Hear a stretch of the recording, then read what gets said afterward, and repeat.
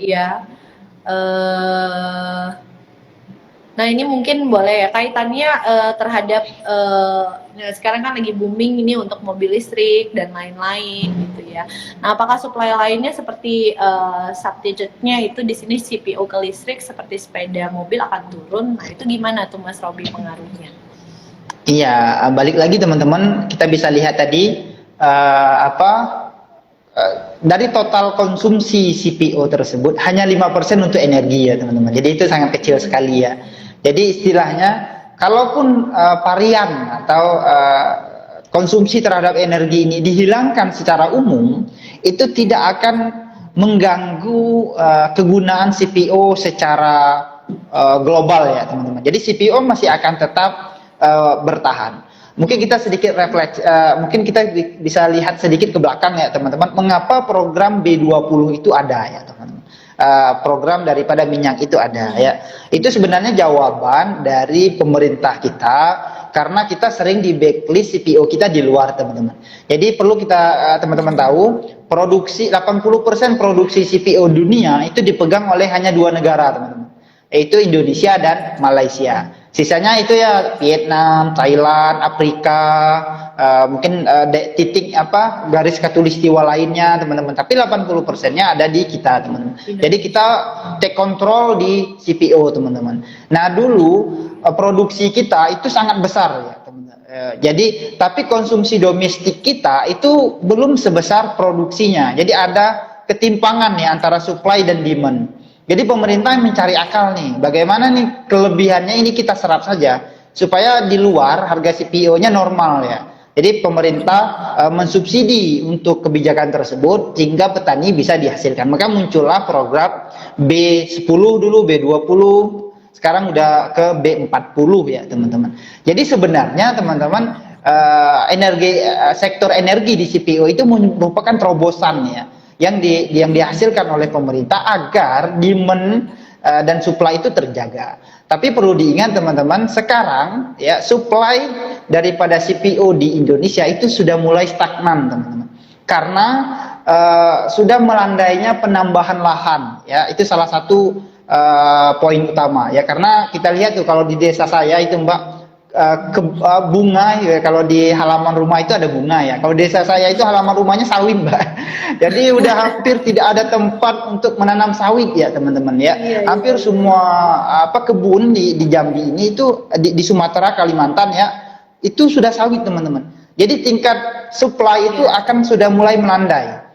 Kalau supply-nya udah mulai melandai nih teman-teman, tapi tingkat konsumsinya kita lihat tadi ya, kalau kita bisa mengambil alih bangsa Eropa dan itu bisa menaikkan daripada umpamanya dari 35% ke 50% aja, maka dengan demand supply yang terbatas dan demand yang masih sangat tinggi, bahkan energi itu bisa dihapuskan dari penggunaannya supaya supply-nya bisa digunakan ke hal yang lebih urgent. Jadi sepenting itu CPO bagi kita ya, terutama negara-negara yang memang punya kontur untuk kultur ya untuk masakannya, minyak gorengnya dan lain sebagainya ya teman-teman. Balik lagi CPO itu murah ya teman-teman, ketimbang substitusi yang lain. Jadi tidak bisa digantikan seketika itu. Mungkin begitu Mbak. Iya. Kalau bisa tadi sawitnya ditanam di pot bunga ya, taruh di atas meja. Iya, kalau bisa begitu tetap akan dilakukan begitu ya. Iya. Ya jadi memang kalau misalnya kita lihat nih kalau untuk sawit sendiri ya, artinya ya supply-nya banyak ya kalau di Indonesia, tapi penyerapannya tadi sedikit sehingga membuat ya tadi ya bergantung ya Mas Robi ya, kebanyakan kita ekspor dan tidak ada pengolahan yang ini yang mumpuni kalau untuk di Indonesia. Harapannya nanti selain juga kita ekspor, juga kita juga mengekspor tidak hanya bahan baku tapi juga bahan jadi ya, sehingga tadi dapat nilai jual yang lebih gitu ya dibandingkan dengan yang sebelumnya kalau kita hanya mengekspor dari bahan baku sawit itu sendiri. Nah ini PR sih sebenarnya ya buat pemerintah ya Mas Robi ya. Nah siap. ciptain CPO pakai pantat ayam digoreng. Iya. Nah ini kalau ini nih Pak Badarudin mau memastikan nih, make sure lagi efek B20, B50 dan B100 itu artinya apa aja Pak? Nah apa tuh Mas Robi? Jelasin dulu nih, mungkin ada yang belum paham. Iya, mungkin balik lagi ke historical apa itu B20 dulu ya teman-teman. Itu dimulai kalau saya nggak salah itu di 2010-an ya teman. Ketika harga CPO itu anjlok drastis ya. Ke 2010 itu saya ingat CPO itu di bawah sawit ya terutama di bawah Rp1.000 ya teman-teman. Jadi itu hanya 500, bahkan ada orang yang nggak manen sawit lagi nih teman-teman. Karena kos manen sama yang dihasilkan itu udah nggak berimbang. Jadi pemerintah waktu itu mutar otak nih. Kenapa hal itu terjadi? Sebabnya adalah ketika supply-nya terlalu banyak dan demand-nya tidak bertambah. Jadi ada kelebihan supply ini teman-teman. Jadi anggaplah 10 juta ton penghasilan Indonesia CPO-nya dalam setahun, yang digunakan itu hanya 5 juta ton teman-teman. 5 juta ton itu harus ekspor kan. Jadi ketika kita ekspor, jadi orang nggak butuh-butuh banget gitu, tapi kita harus jual kan. Jadi kita jual dengan harga seadanya gitu teman-teman. Jadi hal tersebut mendorong pemerintah untuk berpikir keras. Apa sih yang bisa dilakukan? Maka dilakukan penelitian oleh ITB kalau nggak salah waktu itu ditunjuk. Teman-teman bisa baca sejarahnya ya. Untuk CPO ini bagaimana kalau kita konversi ke energi. Jadi pemerintah subsidi itu ke energi sehingga demand-nya ya itu ada tambahan demand. Jadi teman-teman ya ada 5% tambahan demand ya di CPO tadi. Sehingga konsumsi lokal kita stabil, kemudian demand sisanya diserap oleh energi. Nah, yang sisanya kita ekspor. Jadi kita ekspor tersebut nggak jual percuma nih teman-teman. Kita udah punya daya tawar. Mau beli nggak lo harga segini? Kalau nggak ya udah. Nah gitu kan. Kalau sebelumnya kita nggak bisa gitu teman-teman. Jadi tapi proyek pertama tersebut ternyata berhasil dan sangat bagus, diteruskanlah ke B20, B30, bahkan dicanangkan menjadi B100. B100 itu maksudnya teman-teman nggak campuran lagi, udah pure sawit ya, udah pure minyak CPO tersebut jadi bahan bakar ya. Nah, apa yang terjadi kalau udah terjadi B100 nih teman-teman? Kalau konsumsi kita udah meningkat ya di dalam negeri, maka di luar negeri itu nggak bisa ekspor lagi ya. Mereka nggak bisa impor CPO dari kita. Kalau itu terjadi, maka akan terjadi kelangkaan nih. Balik lagi tadi ya 35% ya konsumsi minyak ya kita substitusinya itu melalui CPO. Bayangkan kalau Indonesia sudah menstop CPO teman-teman, maka akan ada jurang ya antara minyak tersebut, akan terjadi kelangkaan, harganya pasti akan sangat melejit. Untuk informasi juga ya teman-teman, sekarang ya tingkat konsumsi dengan tingkat produksi kita itu sudah mulai hampir setara teman-teman. Jadi bedanya kalau dulu itu berlebih ya harus ekspor, kalau sekarang nggak berlebih teman-teman. Makanya pemerintah dulu melarang ekspor karena itu tadi di dalam negeri ini sudah mulai kelangkaan minyak goreng ya, terutama minyak goreng ya Mbak, kemarin Mbak ya pernah beli di 1 liternya 40.000 ya. Itu kalau yang subsidinya ngantri-ngantri dulu ya.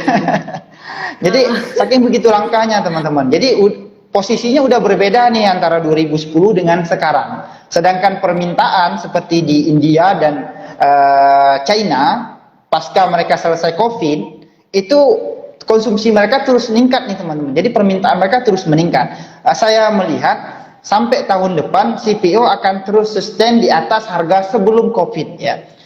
Kalau harganya ke 7.000 lagi ya saya nggak bisa prediksi teman-teman. Tapi kalau di atas sebelum COVID saya masih ekspektasi seperti itu, melihat bagaimana belum pulihnya secara umum konsumsi dunia nih teman-teman. Jadi kalau konsumsi dunia udah pulih secara umum, terutama India dan China, tentu CPO akan kembali sangat-sangat diperlukan, akan ada demand yang besar, tapi supply-nya sudah mulai terbatas. Nah, di sanalah CPO akan kembali nih, istilahnya menjadi minyak buminya Indonesia atau minyak yang hidup yang bisa kita produksi yang menjadi senjata kita ya gitu teman-teman. Mungkin begitu Mbak.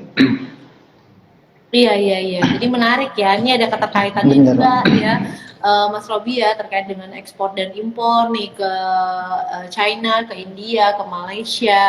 Nah, memang kalau misalnya kita lihat ya harga minyak kemarin sempat naik mungkin ya ada salah satunya, ada kecenderungan para para produsen dari CPO ini sendiri kayaknya kalau misalnya saya itu jualnya ekspor kayak lebih untung gitu ya dibandingkan dengan menjual di sini gitu ya, sehingga ada kelangkaan gitu ya Mas Robi ya. Jadi ada perbedaan antara ya culture CPO yang dulu dengan yang sekarang ya Mas Robi ya. Betul Mbak. Oke, karena sekarang penggunaan kosmetik skincare aja makin banyak dan salah satunya udah banyak banget, betul Mbak.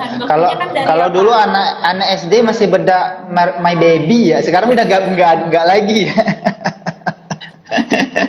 Iya, kalau dulu kan bedak My Baby, kalau sekarang serba skincare, ada berapa serba skincare, betul. Dan bahan pagi malamnya beda lagi Mbak ya. Nah itu. Iya. Ini menarik sekali ya kita bahas CPO di sore hari ini dan keterkaitannya. Jadi teman-teman nih bisa ngambil garis lurusnya, benang merahnya. Tadi gimana caranya buat melakukan analisa. Tadi mulai dari kita bahas tentang produknya, kita bahas secara keseluruhan. Iya, yang cowok juga nggak kalah ya. Mungkin Mas Robi tahapan skincare-nya lebih banyak kali ya daripada saya. Iya. Bahaya nih buka-bukaan merek skincare nih. Bukan ya Mas Robi. Iya. Oke, jadi teman-teman balik lagi tadi ya kalau mau melakukan analisa fundamental tadi udah dirunutkan ya, mulai dari secara globally, think globally sampai dengan ke analisa yang mikronya sendiri, dan tadi udah dijelaskan secara lengkap sekali ya teman-teman, sobat IDX, sobat profit di sini. Kalau seandainya nanti butuh lagi, mau lihat lagi gimana data-data laporan keuangannya, bisa cek aja di IG live-nya, nanti kita masukin ke dalam reels ya teman-teman.